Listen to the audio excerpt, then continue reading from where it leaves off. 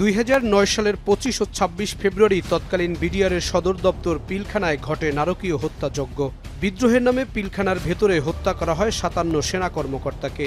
ওই 2 দিনে মোট 74 জন নিহত হন।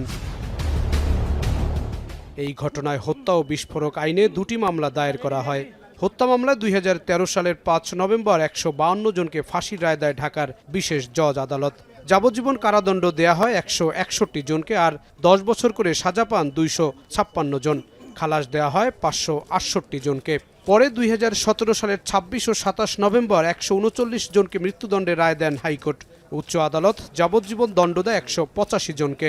200 জনকে বিভিন্ন মেয়াদে সাজা আর খালাস পায় 45 জন। পরে হাইকোর্ট 29,059 পৃষ্ঠার পূর্ণাঙ্গ রায় প্রকাশ করে। হত্যা মামলাটি আপিল বিভাগে নিষ্পত্তির অপেক্ষায় রয়েছে। অন্যদিকে বিস্ফোরক মামলা 16.5 বছরেও শেষ হয়নি। বিস্ফোরক হত্যা মামলায় 1344 জন সাক্ষীর মধ্যে এ পর্যন্ত 300 জনের সাক্ষ্য নেওয়া হয়েছে। ভালো মানের রডের থেকেও 12% অধিক শক্তিশালী। আকিজ ইস্পাত, কমিটেড টু কোয়ালিটি। 24-এর 5 আগস্টের পর 2 মামলায় প্রায় 250 জন বিভিন্ন সময় আদালত থেকে জামিন পেয়েছেন। দায়িত্ব নেয়ার পর পিলখানার হত্যা নিয়ে তদন্ত কমিশন গঠন করে অন্তর্বর্তী সরকার। সেই কমিশন গেল বছরের 1 ডিসেম্বর তদন্ত প্রতিবেদন অন্তর্বর্তী সরকারের প্রধান উপদেষ্টার কাছে দাখিল করেন।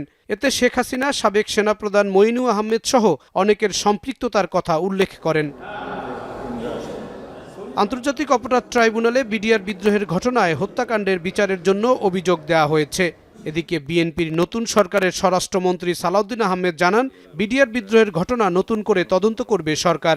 পুনঃতদন্ত অথবা একটা কমিশন গঠন করে বিডিআর বিদ্রোহের বিচার কাজের অগ্রগতি নিয়ে নতুন চিফ প্রসিকিউটর বলেন, মামলা নিষ্পত্তি না হওয়ায় নিরপরাধ ব্যক্তিদের জামিন দেওয়া উচিত। প্রায় 16 বছর যাবৎ এই মানুষগুলো আসলে জেল হাজতে আছে। অনেকটা বলা যায় এটা অনেকটা বিনা বিচারে আছে। সরকার পক্ষ থেকে যদি মনে করে যে এই ইনভেস্টিগেশনটা আবার হওয়া প্রয়োজন, সেক্ষেত্রে কোনো কারণে যদি এটা হয় হতে পারে। তবে আপনারা দেখেছেন যে আমাদের স্বরাষ্ট্র মন্ত্রণালয় থেকে বলেছেন আরেকটা কমিশন করবে। সেই কমিশন রিপোর্টের প্রেক্ষিতে হয়তো যদি নতুন কেউ জড়িত হয়, তাহলে সেই ক্ষেত্রে আইনগতভাবে যেটা কোনো ফার্দার ইনভেস্টিগেশনের প্রশ্ন হোক বা অন্য কোনো বিষয়টা তদন্ত সাপেক্ষে, রিপোর্ট সাপেক্ষে বলা যাবে। দেশের ইতিহাসে এই মামলার আসামির সংখ্যা সবচেয়ে বেশি, আর রায়ের পৃষ্ঠার সংখ্যার দিক থেকেও এটি সবচেয়ে বড় রায়। এ ঘটনায় বাহিনী নিজস্ব আইনে 10,973 জনের বিভিন্ন ধরনের সাজা হয়। চাকরিচ্যুত করা হয় 8,759 জন বিডিআরের সদস্যদের।